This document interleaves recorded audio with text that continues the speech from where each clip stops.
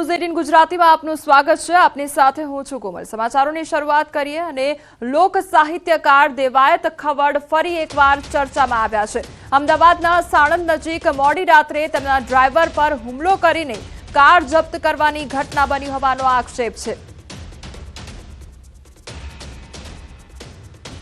તેમણે એક જ દિવસે તેમના બે ડાયરાના કાર્યક્રમ બુક કર્યા હતા તો દેવાયત ખવડે સનાથલ અને દેવાયત ખવડ આણંદ સોજિત્રા ખાતે એમ એક જ દિવસે બે ડાયરાના કાર્યક્રમ રાખ્યા હોવાની વાત સામે આવી હતી। એક ડાયરામાં દેવાયત ખવડ ન પહોંચતા તેમના ડ્રાઈવર પાસેથી કારની ચાવી લઈ લીધી હતી અને તેના પર હુમલો કરીને કાર જપ્ત કરી લીધી હોવાનું દેવાયત ખવડે જણાવ્યું। ખવડે જણાવ્યું કે બે ડાયરા હતા અને સનાથલ ડાયરામાં પબ્લિક નહોતી, તેથી હું અન્ય ડાયરામાં ગયો હતો। આ ઘટના અંગે બાદમાં ચાંગોદર પોલીસમાં અરજી કરવામાં આવી હતી, પરંતુ ફરિયાદ ઘણા સમય બાદ પણ ન લીધી હોવાનો ખવડે આક્ષેપ મૂક્યો છે। એટલે આ લોકોએ બે ગાડી પાછળ કરી, મહિન્દ્રા થાર અને ઇનોવા। સનાથલથી આઈ થિંક 500 મીટર કે સોરી મને ખાસ ખબર નથી ડિસ્ટન્સ રિંગ રોડનું જે હોય છે ત્યાં ગાડી પહોંચી એટલે બે ગાડી આડી નાખી, બોટલનો ઘા કરીને ગ્લાસ ફોડ્યો, કાનાને જેમ ફાવે એમ ગાળું દીધી, ગાડીની ચાવી લઈ અને સ્કોર્પિયો ગાડી લઈને લોકો નીકળી ગયા। 20 તારીખે રાત્રિનો આ બનાવ। એટલે કાનાને મને ફોન આવ્યો કે ભાઈ ગાડી લઈને લોકો નીકળી ગયા। મેં કીધું તું ઊભો રહે। ત્યાં હું 2 વાગે આઈ થિંક પહોંચી ગયો અમદાવાદ, આણંદ બાજુથી આવતો। એટલે કાનાને મેં ગાડીમાં બેસાડીને કીધું જે કાંઈ થતું સવારમાં આપણે કાયદેકીય પ્રોસેસ કરશું। હા, એમાં હું ખ્યાલ છે મને ત્યાં સુધી રામભાઈ કાનજીભાઈ ચૌહાણ હતા ગાડી લેવામાં। ત્યાં બબાલ કરી એમાં બધા ભેગા હતા, ગાડું બોલવામાં પહેલાં ચાવી ત્યાં લઈ લીધી, એમાં ભગવતસિંહની બધા સાથે હતા। પછી પાછળ જે બે ગાડી આવી એમાં ન ભૂલતો હોય તો રામભાઈ, ધ્રુવરાજ, સાણંદનો મેઘરાજ અને આઈ થિંક બીજા અજાણા માણસો હતા આ ગાડી લેવા આવેલા। કાચ ફોડ્યો, ગાડી લઈ ગયા। હવે મીડિયાના માધ્યમથી હું જાહેર જનતાને એ જણાવવા માગું કે તમારી કે મારી 5 ઓળખાણ હોય, સારા સંબંધ હોય અને જો તમારી એફઆઈઆર લીગલ વાતમાં, વ્યવહાર બહાર નહીં, અનલીગલ નહીં, આ દેવાયત ખવડ કોઈ પણ ક્રાઇમ કરે તો કાયદો એને બી લાગુ પડે, જાહેર જનતામાં કોઈ પણને લાગુ પડે, આમ આદમી હોય કે મોટો માણસ હોય। તો કેમ આવું? સવારે બપોરથી મારો માણસ પોલીસ સ્ટેશન બેઠો છે, રાતના 2 વાગ્યા સુધી કોઈ એફઆઈઆર લેવામાં આવતી નથી અને પ્રત્યુત્તર એવો મળે છે કે તમે અરજી કરીને વ્યા જાઓ, તપાસ કરશું। તપાસ ક્યારે કરશો? બરોબર, એ લોકો મારે આડી આવી અને એલ્યુમિનિયમની બોટલ આવે પાણીની, સીધી કાચ ઉપર ઘા કરી એટલે કાચ ફૂટી ગયો। મને કે તું વિયો જા, તારે જીવતું રહેવું હોય તો નકર ક્યાંય પાડી દઈશું। એટલે હું તો ગભરાઈ ગયો। પછી મેં કીધું તો આ બધું મારી જોખમ ને બધું હતું, ગાડી મેકીને ભાગ્યો। મેં મારા શેઠને જાણ કરી, એને વાત કરી પોલીસ સ્ટેશનમાં પીઆઈને, જે આપણે ભોપાલ। પછી વાત થઈ કે આ રીતે બનાવ બન્યો છે। અમદાવાદમાં વધુ એક લાંચિયો અધિકારી ઝડપાયો અને ફાયર ઓફિસર લાંચ લેતા ઝડપાયા છે। ₹80,000ની લાંચ માંગવામાં આવી હતી। ફાયર એનઓસી આપવા માટે લાંચ માંગવામાં આવી હતી। પ્રહલાદનગર ફાયર સ્ટેશનમાં એસીબીની ટ્રેપ ગોઠવવામાં આવી હતી। ફાયર ઓફિસર ઇનાયત શેખ લાંચ લેતા ઝડપાયા હતા। ₹65,000ની લાંચ લેતા એસીબીએ ઝડપી લીધા હતા। તો સ્થળ વિઝિટ વખતે 15,000 લીધા હતા। બાકીના 65,000ની લાંચ માટે માંગણી કરતા હતા। ઇનાયત હુસૈન શેખ ₹65,000ની લેતા ઝડપાયા હતા અને ફરિયાદીનો ધંધો ઠપ કરી દેવાની પણ ધમકી આપી હોવાનું સામે આવ્યું છે। ₹80,000ની લાંચની માંગણી કરેલી અને તે પૈકી ₹15,000 તેઓએ લઈ લીધા હતા।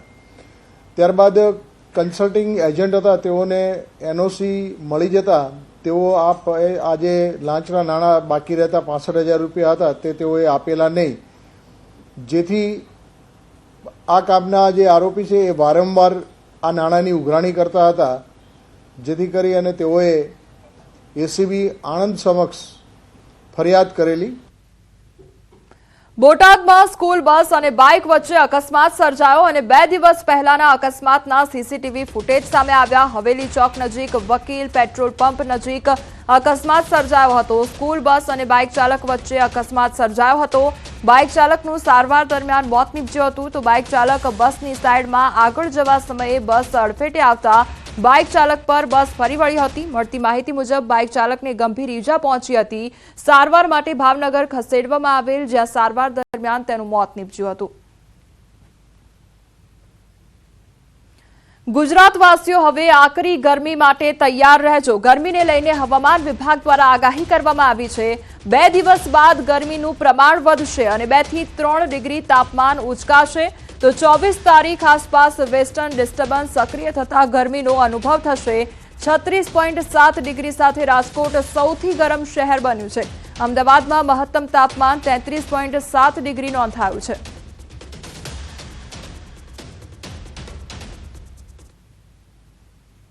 मिनिमम टेम्परेचर की बात करेंगे तो आने वाले 2 दिनों के लिए मिनिमम टेम्परेचर 9 लाख चेंज में रहेगा. उसके बाद 2 से 3 डिग्री के सेल्सियस की बढ़ोतरी का पूर्वानुमान है.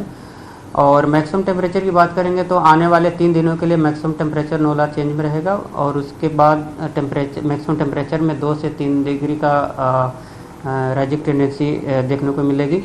और मैक्सिमम टेम्परेचर रियलाइज की बात करेंगे तो अहमदाबाद का 33.7 और गांधीनगर का 33.4 मैक्सिमम टेम्परेचर रियलाइज हुआ है. और ओवरऑल पूरे गुजरात स्टेट में बात करेंगे तो 36.3 राजकोट में सबसे ज़्यादा मैक्सिमम टेम्परेचर रियलाइज हुआ है. मैक्सिमम टेम्परेचर है वो 3 दिन के बाद 2 से 3 डिग्री सेल्सियस बढ़ने का पूर्वानुमान है, जिसमें 24 तारीख के आसपास एक वेस्टर्न डिस्टर्बेंस पास करेगा. और मिनिमम टेम्परेचर जो रहेगा 2 दिन एनएलसी में, उसके बाद 2 से 3 डिग्री सेल्सियस का बढ़ोतरी का पूर्वानुमान है. ખેડાના કપડવંજ તાલુકા પંચાયતમાં ભાજપની બહુમતી છતાં ભાજપના પ્રમુખ નહીં બને. પ્રમુખ પદના રોટેશન મુજબ અનુસૂચિત જાતિ મહિલાને ફાળવતા કોંગ્રેસ દાવેદાર છે. કપડવંજમાં ભાજપે કોંગ્રેસને હરાવી બહુમતી મેળવી હતી, પરંતુ અનુસૂચિત જાતિ મહિલા બેઠક ઉપર કોંગ્રેસના ઉમેદવાર જશીબેન 2315 મત મેળવીને વિજયી બની હતા અને આથી ભાજપના ઉમેદવારની હાર થઈ હતી. બીજી બાજુ પ્રમુખ પદની ચૂંટણી પહેલા ભાજપ સંગઠન દ્વારા રાજકીય ખેલ પાડવા માટેના ચક્રો ગતિમાન કર્યા છે. આ તરફ તાલુકા પંચાયતના કોંગ્રેસના પ્રમુખ બનવાને લઈ કોંગ્રેસના કાર્યકરોમાં ખુશી જોવા મળી રહી છે.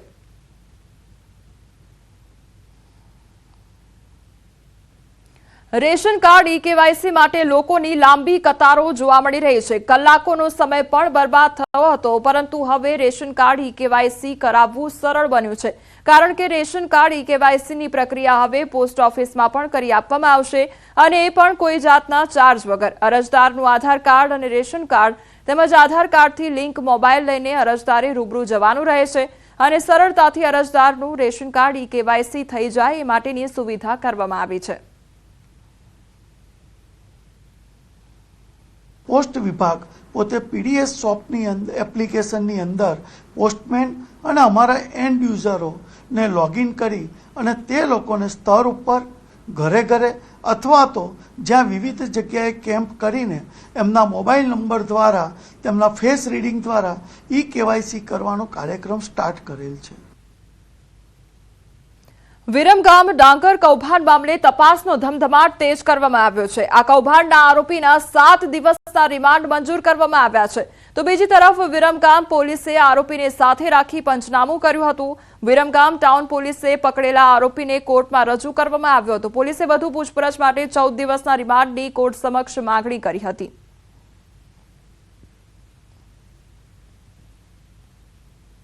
સુરેન્દ્રનગરમાં લાખોના ખર્ચે વર્મી કમ્પોઝ પ્લાન્ટ બનાવવામાં આવ્યા, પરંતુ આ પ્લાન્ટ શોભાના ગાંઠિયા સમાન છે. સુરેન્દ્રનગર, દુધરેજ, વઢવાણ સંયુક્ત નગરપાલિકા તંત્ર દ્વારા 2 અલગ અલગ વિસ્તારમાં અલગ અલગ 2 જગ્યાએ તંત્ર દ્વારા લાખોના ખર્ચે વર્મી કમ્પોઝ પ્લાન્ટ બનાવવામાં આવ્યા છે, પરંતુ બંને પ્લાન્ટ હાલ માત્ર ડમ્પિંગ સાઇટ બની ગયા છે, જ્યાં માત્ર ગામના ધન કચરાનો જ નિકાલ કરવામાં આવે છે, પરંતુ કોઈ પણ જાતની ઉપયોગી વસ્તુઓ સહિત જૈવિક ખાતર બનાવવામાં ન આવતા પ્રદૂષણ ફેલાઈ રહ્યું છે. આ અંગે તંત્ર દ્વારા યોગ્ય કાર્યવાહી કરવામાં આવે તેવી માંગ પણ ઉઠી છે. એ ડમ્પિંગ સાઇટોમાં કચરાના ઢગલા થાય છે, પણ એ કચરાના નિકાલ માટે કચરાનું કોઈ આયોજન કરવામાં આવતું નથી. અવારનવાર ત્યાં આગ લાગે છે, અહીંયા આગ બુઝાવવા માટેની કોઈ ફાયરની સુવિધા નથી, મોટરો બંધ છે ત્યાં તમે જાઓ તો. એટલે એ પ્રદૂષણયુક્ત ધુમાડો શહેરમાં આવે ને લોકોને બીમારીના ખપ્પરમાં નાખવાની આ યોજનાઓ એવું લાગે છે. એના નિકાલ માટે સરકારશ્રી તરફથી વહીવટી મંજૂરી મળી ગયેલી છે, અને હવે ટેન્ડરિંગ કરી એના નિકાલ માટેની પ્રક્રિયા હાથ ધરેલ છે, અને આગામી લગભગ 7 થી 8 મહિનામાં એનો સંપૂર્ણપણે નિકાલ કરવાનું આયોજન છે. ભાવનગરમાં મોતીબાગ ટાઉન હોલ, મહિલબાગ સહિત અનેક વિસ્તારોમાં લારી ગલ્લા સહિતના ભંગારનો ઢગલો થતા શહેરીજનોમાં રોષ વ્યાપ્યો છે. નિર્મળનગર વિસ્તારમાં ગેરેજમાં છેલ્લા ઘણા વર્ષોથી લોખંડનો ભંગાર સડી રહ્યો છે. પાલિકા દ્વારા ડિમોલિશન કરાયેલા ભંગારનો મોટા પ્રમાણમાં ખડકાયેલો જોવા મળી રહ્યો છે. જથ્થો અને માલ સામાનનો યોગ્ય નિકાલ કરવામાં ન આવતા હાલ અહીં મોટા પ્રમાણમાં મચ્છરોનો ઉપદ્રવ જોવા મળી રહ્યો છે, જેને લઈને રોગચાળો વધુ માથું ઉચકી શકે તેમ છે. સ્થાનિકો આ ભંગારને દૂર કરવાની માંગ પણ કરી રહ્યા છે. બરોબર, મહાનગરપાલિકા તરફથી જે કંઈ પણ આપણે ડિમોલેશનમાં કોઈ પણ જે આવેલું છે, લારી છે કે તે બધું સામાન જે છે એ અહીંયા બધી એક સાથે અહીંયા ખડકલા કરેલા છે 1 વર્ષ દિવસથી. તો જે તે વ્યક્તિઓ ના હોય તે લોકોના દંડ લઈ લ્યો અને બીજી જગ્યાએ સ્થળાંતર કરી દો. કે ઉપર અત્યારે સૌથી સારામાં સારા પક્ષીઓ પણ ત્યાં વસવાટ કરે છે, તો એના બચ્ચા પણ ઘણીવાર ત્યાં મરી જાય છે. મચ્છરનો પણ એટલો ઉપદ્રવ થાય છે. અને આ જે ઇતિહાસની જે ધરોહર સમાન જે આ ટાઉન હોલ છે એને પણ ક્યાંક ને ક્યાંક જો નુકસાન થતું હોય એવું અમને જણાઈ રહ્યું છે. આ ટાઉન હોલ કે મહિલા બાગ હોય ત્યાં આખા ભાવનગરનો ભંગાર ખાનો બનાવી દીધો છે. અનેક વાર રજૂઆત કરવા છતાં બીજી કોઈ જગ્યા કોર્પોરેશનની મળતી નથી. ભાવનગરના હૃદય કહેવાય એવો ટાઉન હોલ એની શોભા બગાડી નાખી છે. અમદાવાદના ગોમતીપુરમાં મેગા ડિમોલિશન હાથ ધરવામાં આવ્યું અને એક સાથે 120 કોમર્શિયલ એકમ અને 45 જેટલા રહેણાંક મકાનો પર બુલડોઝર ફરી વળ્યું છે. સંવેદનશીલ વિસ્તારમાં કડક બંદોબસ્ત વચ્ચે ડિમોલિશન કામગીરી કરવામાં આવી. 115 કોમર્શિયલ એકમ જ્યારે 10 ધાર્મિક સ્થાન અને 45 જેટલા રહેણાંક મકાન દૂર કરવામાં આવ્યા હતા. એસ્ટેટ અને નગર વિકાસ ખાતાના પૂર્વ ઉત્તર અને મધ્ય ઝોનના પોલીસ વિભાગના 500 સ્ટાફ, 4 જેસીબી, 30 બ્રેકર મશીન તેમજ 6 ગેસ કટર મશીન અને 6 દબાણ ગાડી સાથે 60 કારીગરો દ્વારા દબાણ હટાવવાની કામગીરી કરવામાં આવી હતી. બીજી તરફ કોંગ્રેસ કાઉન્સિલર ઇકબાલ શેખે દબાણ કામગીરીમાં તંત્ર દ્વારા ભેદભાવ થતા હોવાની માહિતી આપવામાં આવી હતી. અમદાવાદ મ્યુનિસિપલ કોર્પોરેશન દ્વારા જીપીએમસી એક્ટ 212(2) મુજબ સ્ટેન્ડિંગ કમિટીની મંજૂરી મેળવી 2007ની અંદર નોટિસ આપવામાં આવેલી હતી. આરડીપીની રોડ લાઇનની નોટિસ આપવામાં આવી હતી. 120 કોમર્શિયલ બાંધકામ છે અને 45 રેસિડેન્ટ બાંધકામનો અમલ કરી રહ્યા છે. પ્રોસેસમાં અંદર હાઈકોર્ટ મેટર થયેલી હતી અને હાઈકોર્ટે જજમેન્ટ 2008માં બી આપેલું હતું અને તાજેતરમાં બી નામદાર કોર્ટની અંદર પિટિશન કરવામાં આવી હતી. એમાં બી હાઈકોર્ટે ચુકાદો આપેલો છે અને અન્વયે કામગીરી કરીએ છીએ. આ યોગ્ય ના કહેવાય. એમને વળતર મળવું જોઈએ. એમને 40% અહીંયા જે 3 મિલની જગ્યા છે એમાં જગ્યા મળવી જોઈએ અને વળતરની સાથે સાથે અહીંયા 100 વર્ષથી 50 વર્ષથી જે લોકો ઉપર દળમાં રહે છે, માલિક જમીનના કોઈક બીજા છે, ઉપર દળમાં કોઈક બીજા છે, તો બંનેને જે પ્રમાણે મેટ્રોએ કર્યું છે 40-60 એ પ્રમાણેનો ભાગ કરીને એમને યોગ્ય વળતર મળે એવી અમારી લાગણી છે. અમદાવાદ ગોમતીપુર વિસ્તારમાં બુલડોઝર ચાલુ છે. 120 જેટલી કમર્શિયલ દુકાનો તેની સાથે 45 જેટલા ખાસ કરીને રેસિડેન્સને તોડી પાડવામાં આવ્યા છે, જે ગેરકાયદે બાંધવામાં આવ્યા હતા, દબાણ કરવામાં આવ્યું હતું તેવું એસ્ટેટ વિભાગનું કહેવું છે. અને તમામ જે સવારના મેગા ડિમોલિશન છે સવારથી ચાલી રહ્યું છે. સવારના લગભગ 6 વાગ્યાની આસપાસ મેગા ડિમોલિશન કરવામાં આવ્યું છે એવું કહેવામાં આવી રહ્યું છે કે 15 દિવસ પહેલાં ખાસ કરીને નોટિસ આપવામાં આવી હતી અને આ નોટિસ અંતર્ગત તમામને મકાન ખાલી કરવાની સૂચના પણ આપી દેવામાં આવી હતી. આપ જોઈ રહ્યા છો આ મેગા ડિમોલિશન અંતર્ગત ખાસ કરીને ગોમતીપુર વિસ્તારની અંદર 120થી વધારે કમર્શિયલ એકમો અને તેની સાથે ખાસ કરીને 45 જેટલી દુકાનો છે અને તોડી પાડવામાં આવી રહી છે.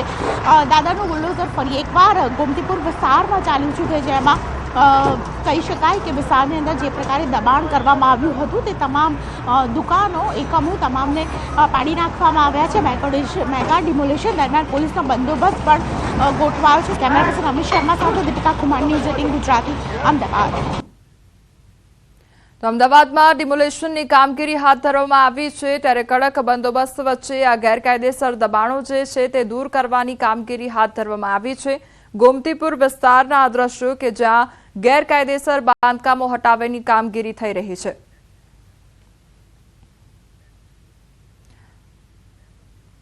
અમદાવાદ મહાનગરપાલિકાની સામાન્ય સભામાં ગેરકાયદેસર બાંધકામો પર બુલડોઝરનો મુદ્દો ગુંજ્યો અને કોર્પોરેશનમાં વિપક્ષ નેતા શહેજાદ ખાન પઠાણે કહ્યું કે પ્રશાસન દ્વારા છેલ્લા કેટલાક સમયથી જમાલપુર, અમરાઈવાડી અને ઓઢવ સહિતના કોંગ્રેસના મત વિસ્તારને ટાર્ગેટ કરીને ગેરકાયદેસર બાંધકામ તોડવામાં આવે છે.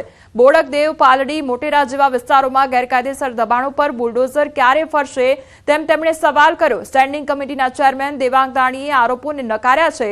તેમણે જણાવ્યું કે થલતેજ તથા વસ્ત્રાપુર એરપોર્ટ કામગીરીમાં વિકાસ માટે રોડની જરૂરિયાત હોય ત્યારે ટીપી ખુલ્લી કરીને ગેરકાયદેસર બાંધકામ તોડવામાં આવે છે. बुलडोजर वाली नीतियां चला रही है, कहीं ना कहीं गरीब विस्तारों में जाकर अपने बुलडोजर चलाती है. उन गरीबों को मकान देने में नहीं आते, 10 दिन पहले नोटिस दी जाती है और तोड़ दिया जाता है. ऐसे कई किस्से 1 महीने में और पिछले 2 महीने में सामने आए हैं. आज कांग्रेस पार्टी ने इस बात का विरोध किया है. જ્યારે કોંગ્રેસ જ્યારે આ આરોપ લગાવ્યા બિલકુલ પાયાવિહોણા છે. અલગ અલગ જગ્યામાં જ્યારે રોડ ડેવલપમેન્ટની જરૂરિયાત પડતી હોય છે ત્યારે મહાનગરપાલિકા દ્વારા 210, 212ની નોટિસ આપી ત્યાં આગળ રોડને ખુલ્લા કરવામાં આવતા હોય છે. વિદ્યાર્થીઓમાં બોર્ડની પરીક્ષાનો ડર ઓછો થાય તે હેતુથી મહેસાણાની એક ખાનગી શાળાએ નવતર પ્રયોગ કર્યો છે. ધોરણ 10ના વિદ્યાર્થીઓ માટે શાળા દ્વારા પ્રી બોર્ડ એક્ઝામનું આયોજન કરવામાં આવ્યું. બોર્ડ એક્ઝામમાં બારકોડ સ્ટીકર કેવી રીતે લગાવવા, ખાખી સ્ટીકર કેવી રીતે લગાવવા તે સહિતની તમામ માહિતીથી પરીક્ષાર્થીઓ માહિતગાર થયા. વિદ્યાર્થીઓ પણ આ આયોજનથી ખુશ છે અને તેમનામાં બોર્ડની પરીક્ષાનો ડર દૂર થયો તેમ જણાવી રહ્યા છે. પ્રી બોર્ડ એક્ઝામ લેવાથી અમારો એક્ઝામ ફોબિયા હતો એ ખૂબ દૂર થયો. સપ્લિમેન્ટરીમાં કઈ રીતે લખવું, કઈ રીતે માહિતી ભરવી, સુપરવાઇઝર જોડે કઈ રીતે વાત કરવી અને બધી સ્ટીકર કઈ રીતે લગાવવા એ બધાની અમને માહિતી ખબર પડી. અને સ્પીડ રાઇટિંગ કરવાથી તમે 3 કલાકમાં આરામથી 2 પેપર લખી શકીએ. તેના માટે સ્પીડ રાઇટિંગ કરાવ્યું. પછી બોર્ડની એક્ઝામમાં ડર હોય તે ડર દૂર કરવા અમને પ્રી બોર્ડ એક્ઝામ અપાવી.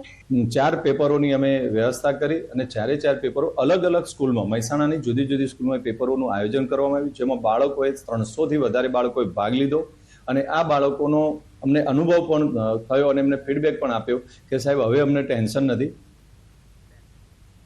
રાજકોટમાં સમૂહ લગ્નના નામે છેતરપિંડીનો મામલો સામે આવ્યો છે. પોલીસની ટીમ એક્શન મોડમાં આવી ગઈ. 3 શંકાસ્પદ લોકોની પૂછપરછ શરૂ કરવામાં આવી છે. 2 આયોજકો પોલીસની હાથવહેતમાં અને મુખ્ય આયોજક ચંદ્રેશ છત્રોલા ફરાર છે. દિલીપ ગોહિલ અને દીપક હિરાણી પોલીસની હાથવહેતમાં હોવાનું સામે આવ્યું છે. તો સમૂહ લગ્નના આયોજકોના ઠેકાણા અને ઘર ઉપર પોલીસે તપાસ કરી. રેલનગર સ્થિત ગેવાર આવાસ યોજનામાં પણ પોલીસે તપાસ કરી અને ગઈકાલે રાત્રિના જ આયોજકો ઘરે અલીગઢી તાળા લગાવીને ભાગી ગયા છે. તો 3 આયોજકોના નજીકના સગા અને સ્નેહીઓનો પોલીસ સંપર્ક કરી ફરાર આયોજકોને દબોચી લેવા કાર્યવાહી કરી રહી છે. ટૂંક સમયમાં આયોજકો પૈકી એક હાથમાં આવે તેવું શક્યતા વ્યક્ત થઈ રહી છે. તો મવડી સ્થિત એક આયોજકની દુકાન અંગે પણ પોલીસે તપાસ હાથ ધરી છે.